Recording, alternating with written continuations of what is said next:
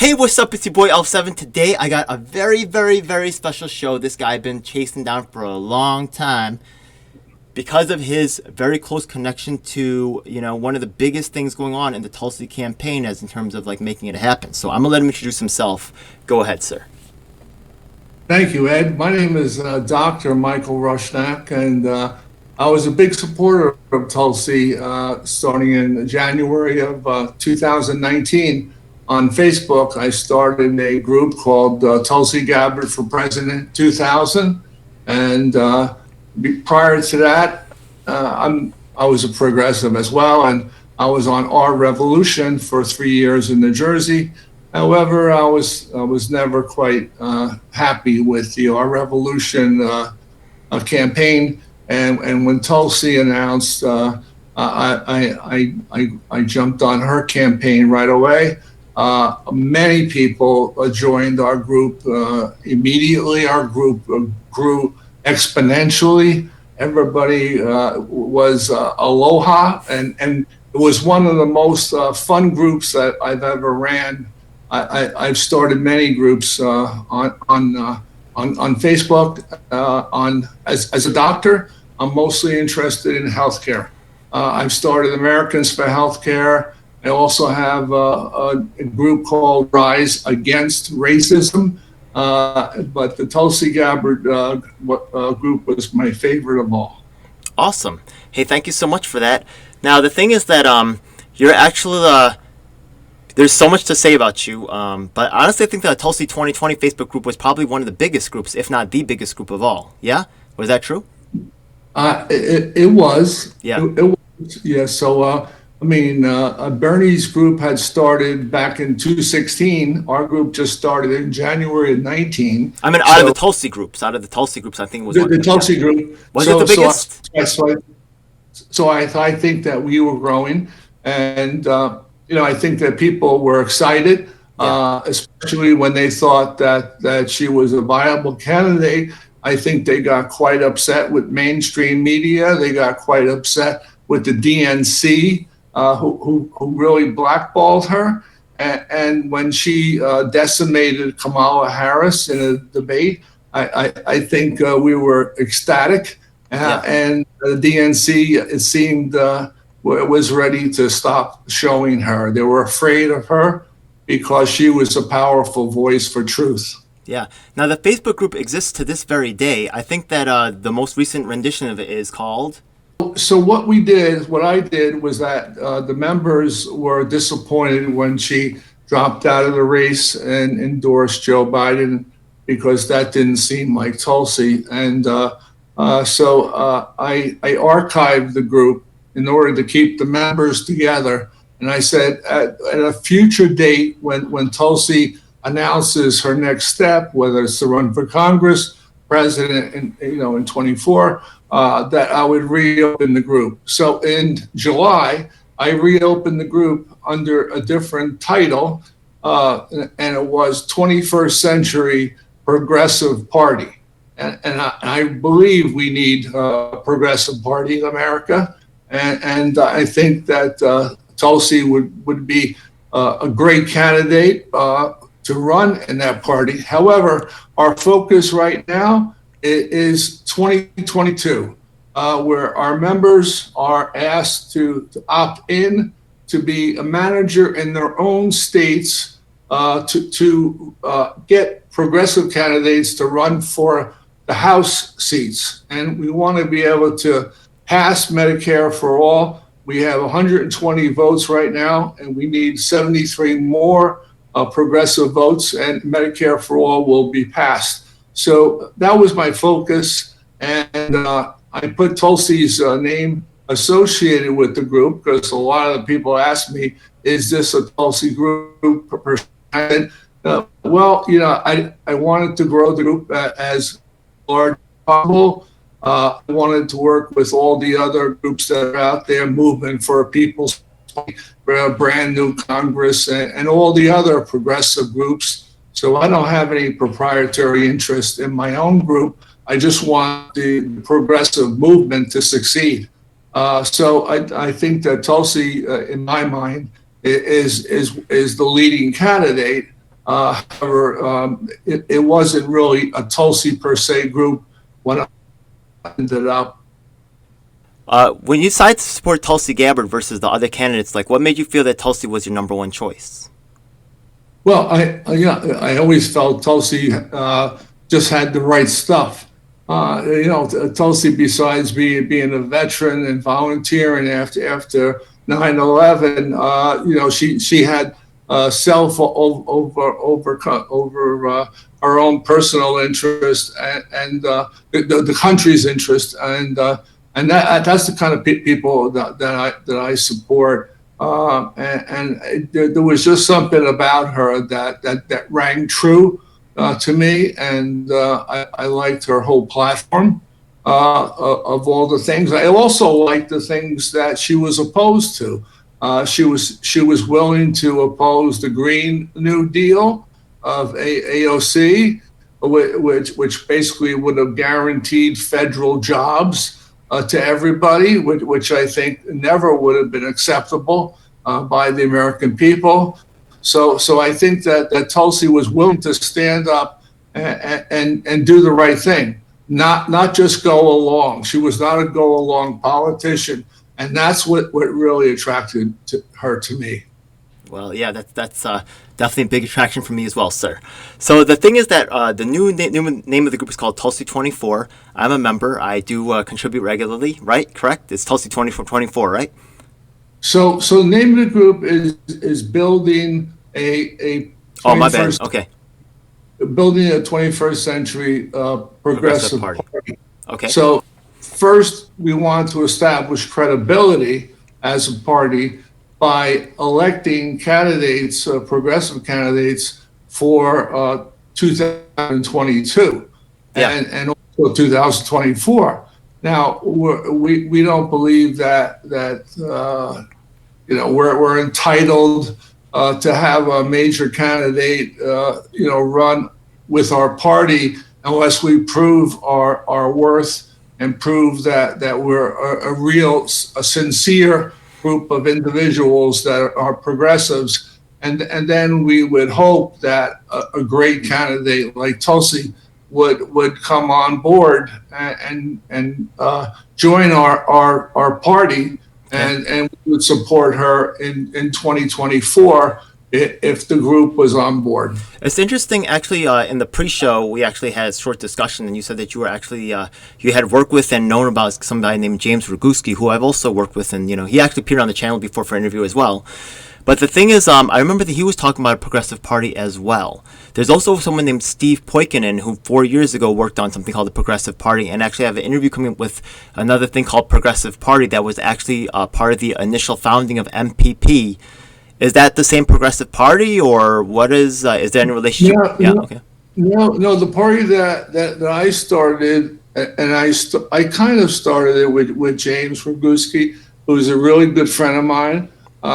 He actually is a webmaster, and he put up his own website for Progressive Party, which I've used for my website. We have a Facebook site right now. Unfortunately, we do not yet have our own website. So James probably, hopefully, will come on board and help us with that. I think he has to a certain extent. I did see some materials about Progressive Party and stuff like that. That was cool. So I am aware of his vision for the Progressive Party, which is cool. I'm not really sure if that is involved with the Progressive Party that was involved with the start of the MPP. There may be some ties. No. We have nothing to do with MPP. Okay, cool. All right, good to know. I learned about Nick Brana years ago, and was never involved with that group. And I invite Nick actually came on board and became a member of our group. And then I reached out to Nick and asked him to talk and see how we could work together. So I'm waiting to hear from him right now. I'm pretty sure he's going to call you after you interview with me. Just so you know, Tulsi, just if it makes you feel better, yeah? The MPP is mainly controlled by burners, which makes sense because they have the largest movement, right? But the thing is that Tulsi people are in control in Hawaii, in Seattle, in New York with me, in Illinois, and also so we have a very strong presence with MPP. I think there's another place too, but yeah, we're very strong with an MPP. We have a lot of control of what's going on, so that's good. Yeah. I'm definitely bringing the pain to MPP. So definitely, like, I'm making sure the Tulsi contingent is represented. Yeah, like I'm kind of forcing their hand on the whole Assange deal. You know, what I mean, because they're not really prioritizing Assange like Bernie did, but I know it was important for our movement, and I'm pushing it all the way. So I mean, I was so happy that Tulsi was willing to stick her neck out and support whistleblowers like Assange, whereas Bernie was holding back. I felt the entire year, and almost was seemed to be more moving toward the establishment. And to me, as a physician, Medicare for all is my number one issue, and that was always Bernie's issue. And when he joined Joe Biden now in the campaign, he actually voted again. He voted for the Democratic platform. The Democratic platform under Biden is totally against Medicare for all. So I didn't understand, how could Bernie Sanders, this social democrat or socialist, vote against his number one issue by joining Biden. So I lost a lot of respect for Bernie. I was never truly a Bernie supporter. I was always a Tulsi supporter, and I felt she got a bad deal. She tried to help Bernie. She tried to help, as vice chair of the DNC, and she risked her whole career for Bernie. And anytime she was being underestimated, or the mainstream media would say bad things. For example, the ladies in the morning show. The View. Yeah. Yeah, The View. When Bernie was on The View, they all hugged him and kissed him. When Tulsi was on The View, they gave her the cold shoulder. Yeah. And that was totally unfair. And I think mainstream media, the corporate media, saw in Tulsi someone who's young and who will be around for a long time. And I think that's why they were really afraid that she would advance and not be controllable. That's the number one reason why I believe the DNC and Democratic Party would not let Tulsi enter a lot of the debates. And without being in the debates, it's very hard to break through on national polls, as you know. Right. So the thing is that, right, that's very interesting that you have that take on it, because, do you think that Tulsi could actually run in 2024? Or do you think her political career is over? We see all the amount of they even took away Samoa from her. She got a couple of delegates there, but honestly, she didn't win the Samoa overall, which was shocking, right? The money, yeah. Yeah, she got one delegate, I believe, in Samoa, yeah, which did not make sense for me, since that was her place. They will do anything they can to prevent her from winning. So I think if she runs for governor in Hawaii, they will pump millions after millions after millions of dollars to make sure she loses, because they want to make an example out of her. I'm pretty sure that's what's going on. I think so, but I believe in we the people, and I've always believed that there's more of us than them. And using Bernie's model, the one thing he did well was have a big email list of $27 a piece donors, and I think that we don't need the oligarchs. We don't need the business people with big money to put roadblocks in front of Tulsi. We can get small dollar donors, and we can get Tulsi out there, and she has the charisma. She has whatever it takes, the right stuff, as I said before, to become our next president. I think the country is ready for a woman president, first of all. Hillary was not the right president, for sure. And I think Tulsi possesses characters that are she's likable. And I think she's brilliant. And I think she's willing to take hard stands that other candidates like Bernie were not, like, for example, on the whistleblowers. Right. That was one issue that stood out for me. Okay, so I'll tell you the thing is that I'm actually a very, very hardcore Tulsi supporter, and the thing is that I'm probably like deeper in this game than probably anybody else that I know, and I've been searching all over. So the thing is that as in terms of like the Bernie movement after he finished, right, he had a lot of ground game support, right? Like people like Our Revolution that were making those local, those relationships with local community-based organizations, things like that, you know, and a lot of them, before the race even started, they had already said, you know what, we're going to throw in our hat with Bernie because we already have these established relationships. But as in terms of the Tulsi campaign, and if you look at like what's left as in terms of, you know, a ground movement, it's basically nothing. Yeah. So I'm here trying to like find people like yourself, like just tirelessly, relentlessly going out, right, and trying to find other Tulsi supporters to gather us together and to provide support for the platform, to get engaged politically, and to really, you know, get organized in a way that we can continue to talk to each other and, you know, and network. Yeah. So I'm very excited to finally talk to you. I reached out several times, but you were probably busy back then. Yeah. Yeah, that's great news. To hear that Tulsi still has an interest. I believe she feels it's her duty to help America. America is going in the wrong direction. We're headed toward fascism right now. We have the worst president of all time. I think that Tulsi cannot be bought. And I think that is what attracts young people.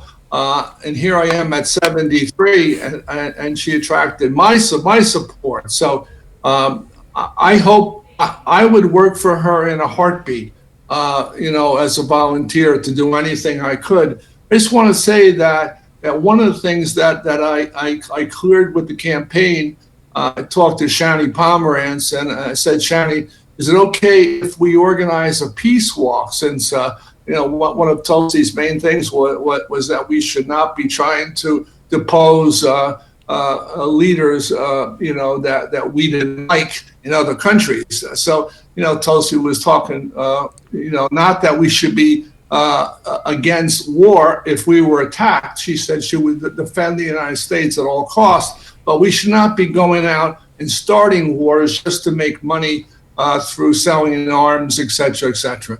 So therefore, I started a nationwide peace walk in about 35, 40 states. I recruited different leaders in the states that I knew from other campaigns that I had run. I had a Millions Marching for Medicare for All.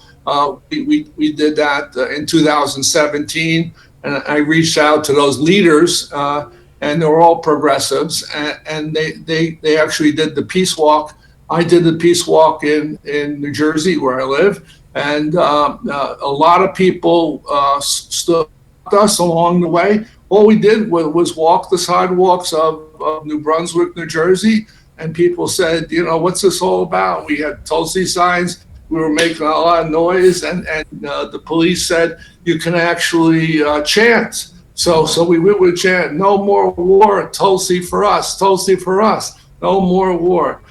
So, and people asked for our handouts for Tulsi's platform. So I think that if there's no one like the DNC stopping her, and on a progressive party, there would be no one to stop Tulsi. She would have her own runway to travel along, and it would be her, you know, facing other candidates. And I think if she faced them, she could beat them, as long as people were not poisoning the atmosphere in mainstream media.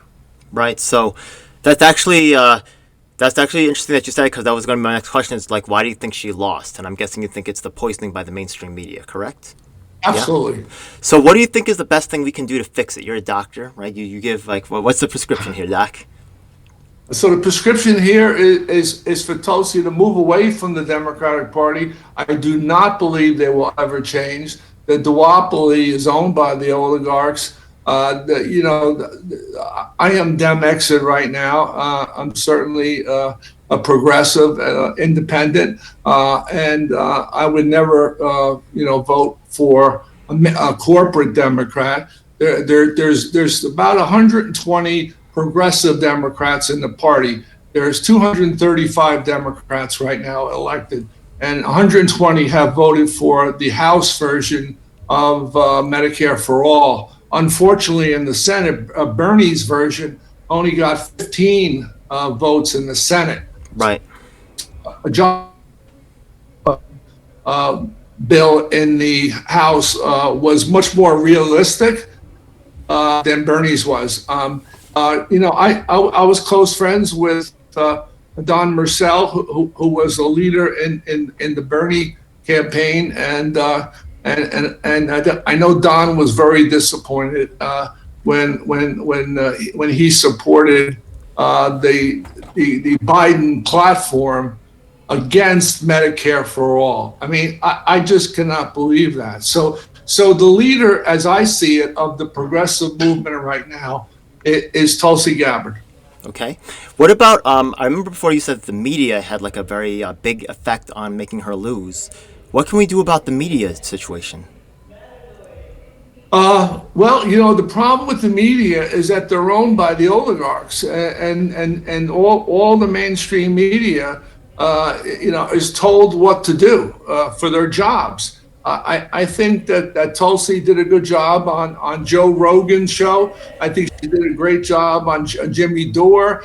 All the alternative media shows. Tulsi did fantastic. So, if you put her on mainstream media without a bias against her, I don't know how we can do that unless Tulsi takes an early lead in the polls. I think that's the one thing, because it was easy for mainstream media to ignore her when she was down around 3%. I have several ideas and proposals that I'm trying to push through. One of them is that I would like to try to find a way to legislate, right, for maybe, I don't know if it's Congress, but at least get a movement going to say, you know what, you got to give equal time to all the candidates, right? Yeah, like that's by law, right? Doesn't matter what Democrats or Republicans, all people must be given an equal amount of time, at least at a debate. That's only fair, yeah?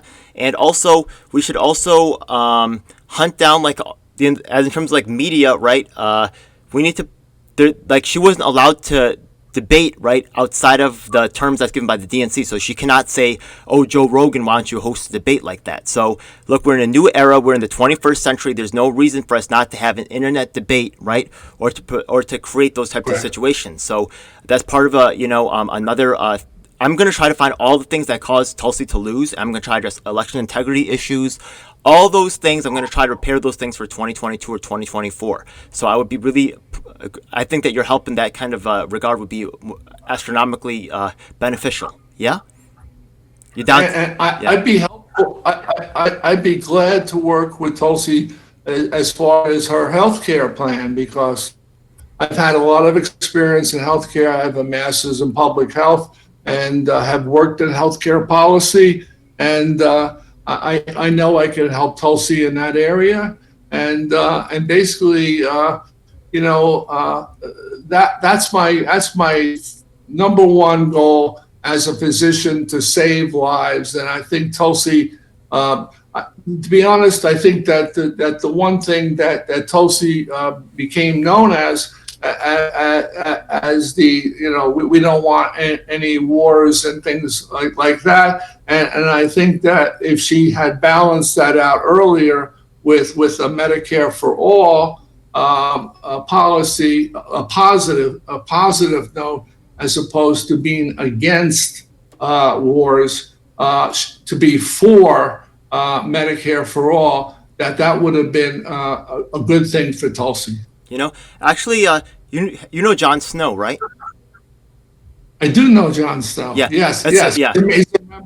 He's a member of my party right now. But there's another Jon Snow I'm talking about. There's a couple ones. There's also the one on Game of Thrones, but that's not the one I'm talking about. Jon Snow is a historical, one of the most famous public health physicians of all time, where he actually found like the well that was causing the poisoning and the spreading of the plague across, and he shut those wells down.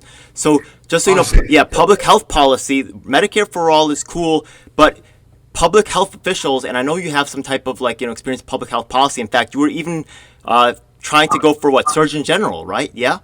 Yeah. It was my goal. My goal. I worked. I was appointed managing physician for healthcare policy in New Jersey in the Department of Health. I reported to the Commissioner of Health, Yeah. and and if the commissioner would step down, I was going to be the Commissioner of Health, and then my goal once I was commissioner was to work with other commissioners. I tend to be a very collaborative person, outgoing person, and to work with other commissioners. And hopefully, if the president saw things my way, which was, I really believe that politicians need to let nurses and doctors into the process. So I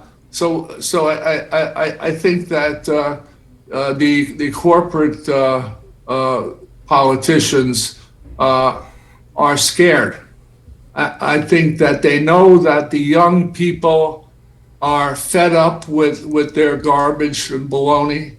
They either will not vote or they'll vote for someone like Tulsi who can excite them. Yeah. And but again, it's important to be for things that people are for. Most people are for Medicare for all. I really think that's a key one. You have to. I think Tulsi was for increased a minimum wage. She was certainly for a lot of other positive ideas, and I was happy she was opposed to AOC's Green New Deal. Again, I don't think most people are that far left.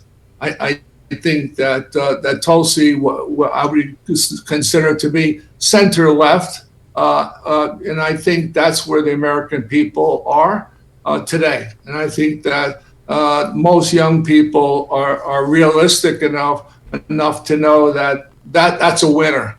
That's a winner, and I think Tulsi is a winner. I think most of the people in my group, we signed off each post. There was a lot of love in our group, and I think Tulsi brought out that love, quite frankly. In other groups, they were arguing, not in ours. Yeah. I'm actually like in a lot of the groups, so not just only Tulsi's group, but I was actually in many of the different, Pete Buttigieg's group, Biden's group, because I want to see what they're talking about. I want to understand how they think, I'm on other mailing lists too, because I understand like what messages they're getting, when they're getting them. I can compare the messaging and see if they're being coordinated in any way. I'm very, very about research. I want to know everything. I don't just like get Tulsi's emails. I get everybody's. I know who's making moves when. You know what I mean? That's smart. That's smart. Yeah. It's very smart for you to do. Yeah. So that's the way I like to do it. Yeah, I was happy to be able to talk to a lot of the Tulsi people, such as her sister V and other members of her campaign. They were very supportive of my efforts to try to help Tulsi. Yeah. And it's good to hear that my efforts were recognized. And again, we got a lot of volunteers to walk peace for Tulsi. Yeah, that's cool, man. Sometimes you get recognized, sometimes you don't. Yeah, but the thing is that I'm actually currently right now working on Tulsi's last day in office should be in January sometime, and I'm actually working to have an event in D.C. if she's going to be there. I don't know where she's going to be yet, but she deserves a hero send-off as far as I'm concerned. She sacrificed her years of service. I heard about this. Oh yeah, okay. That's me. I'm organizing that. I heard about this on the MMP convention. Oh, they were talking. Oh, really? Yeah, someone talked about it. Cool. Okay. It was like 5.5 hours, so I could be wrong, but it seemed like that's where I heard it. I heard it somewhere. I haven't watched the whole thing, but I have been pretty. I've been doing some things with MPP. Some of it's been rocky, to tell you the truth. Yeah. But you'll see all of it coming out. I think we're going to be doing more as time goes on. Yeah, so that's pretty cool. So wow, this was just so revealing. So I hope that you could be a part of that. Yeah, it sounds like you were a big part of the movement. I would love to be part of it. Yeah, absolutely. Awesome. Thank you so much. I have 9 grandchildren and 3 children, and I'm doing this for them. At 73 years old, I want this to be a better world, and I want the things that Tulsi was standing for. Truth to power. If you can't have truth, you don't have anything. And Tulsi's stand on truth, on whistleblowers, was what most politicians don't have the guts to talk about. Tulsi has the right stuff to do that. I feel the same way. I'm a hardcore Tulsi supporter. You see the shirt in the back? I just saw this flag down here. Oh, let me show this flag. You probably like it, yeah? Just so you know, I took this, you should watch my channel. I took this flag right here. Oh, wow. I flew it right in front of the New York Times. Oh, cool. Yeah, because, you know, you guys want to treat Tulsi like that, you must be kidding. There's no way, man. There's no way. Yeah, what I should do is go into my garage. I have a big Tulsi sign that I carried on Peace Walk Day. Yeah, maybe we'll get a chance to do that again on the, on our last day in office. We'll go meet in D.C. We'll bring our signs, our flags, and we'll go give her, a hero's send off. Yeah, that sounds cool. Great. All right, thank you so much, man. We'll be in contact soon. I got some more stuff to send you. Oh my goodness, there's been so much that's happened. I'm sure all the viewers are like, MPP, wait till he finds out. It's all good though, but interesting. MPP's organizing something for Tulsi, maybe. Yeah. I'm not. Please don't absolutely quote me on that because I'm not quite sure. Right, there's so much going on. I know you've been having some cardiac issues. You've been in and out of like healthcare and stuff. So yeah, thank you so much. It's really with my spine. Oh yeah, yeah. I had a bone embedded in my spinal cord. Yeah. Yikes. So I'm doing all right. I'm very lucky. I'm actually a survivor of 2 cancers. Of the lung. I never smoked in my life. My parents did, and I'm a survivor of melanoma of the skin. So I consider myself fortunate, and that's why I want to give back a lot of the things that I receive. And my father and mother were not rich, and I worked very hard to get into medical school and to save lives. And that was my goal then. That's my goal today. And I know Tulsi would have handled this whole epidemic with the truth, because we saw what happened when Trump admitted to Woodward that he basically lied and said everything is fine. He knew everything was not fine. Tulsi never would have done that. A corporate person probably would. That's why most people still do not understand what the word corporate means. And I think one of our challenges is to explain that candidates who take money from lobbyists, from corporations, or take money from rich, wealthy people, that they're tainted and that they're owned and that they have to pay back. They have to vote for bills which hurt people. And I think that's a message that I think doctors can get out, because we have a lot of credibility when doctors talk. Nurses, I would highly recommend to recruit nurses, because if the Gallup polls, I think, showed 99% trustworthiness. Yeah, nurses are more trustable than doctors in this country. Yeah, they are. I know this. They are. Doctors only have 75%. They have 99%. Yeah, they went down badly. Yeah, I know that. Yeah, I'm familiar with the numbers and other. Yeah, I have my own things going on with that industry as well. Yeah, I have a lot. Yeah. You're obviously a longtime activist. You actually sent me some work of some interviews you did for other healthcare stuff. So respect for your long legacy of work. Is there anything you have currently going on? It seems like it's in your blood. It seems like something that you can't let go of. Is there something you're supporting now? Or look, I know you just got out of like spinal surgery and stuff, but Yeah, I know. I think Jim Roguski would tell you that I told Jim, I said, I don't know how long I could continue all this. I'm also running a group, Rise Against Racism, which started out as supporting DACA. I actually had a march which I recruited for people to march for the DACA kids a couple years ago. For people who don't know what DACA is, what is DACA?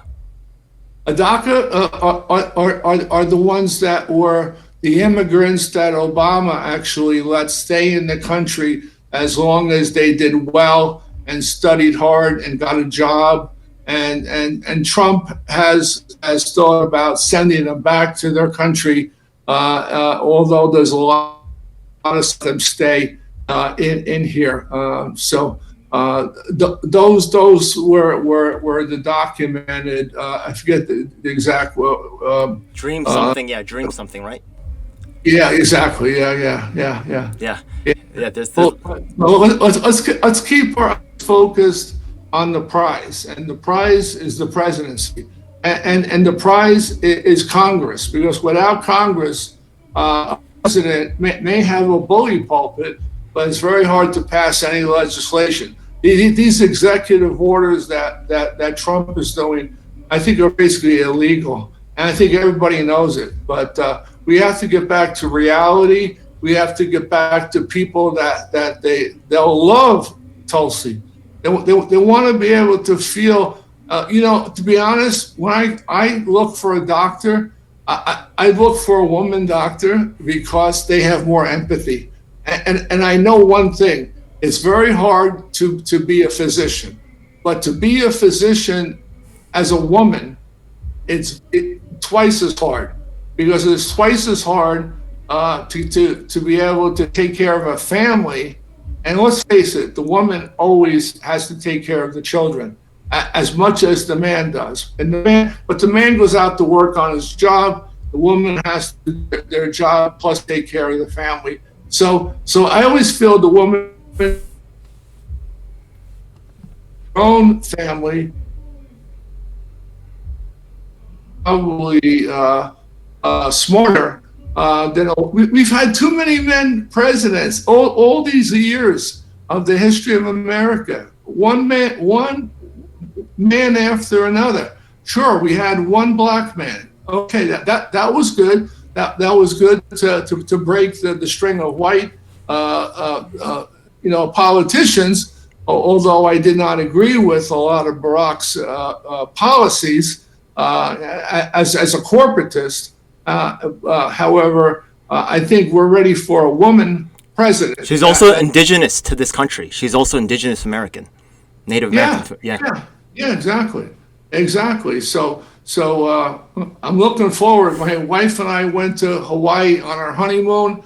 I'd like to go back to Hawaii and get that lathe put around my neck and visit Honolulu all over again. Hey man, I'm sure you're gonna get there. Yeah, I'm sure you're gonna get there. God bless. Love it.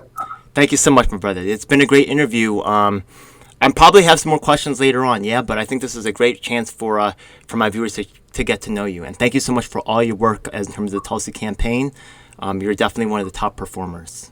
And we'll be in contact soon. Yeah. I have my own not-for-profit that I'm starting to continue to support Tulsi-related projects as well as Yang Gang and other things like that. And I do want to coordinate with you further, like on this, last day in office and other things as well coming down the pike. You seem to have so much knowledge that I want to pick up. Yeah. Thank you so much. Great. Thank you so much. All right. See you. Peace. It's a dark day in our nation when high-level authorities will seek to use every method to silence dissent. The truth must be told. And if you want the truth, you need to check out independent media producers just like myself, DJ L7.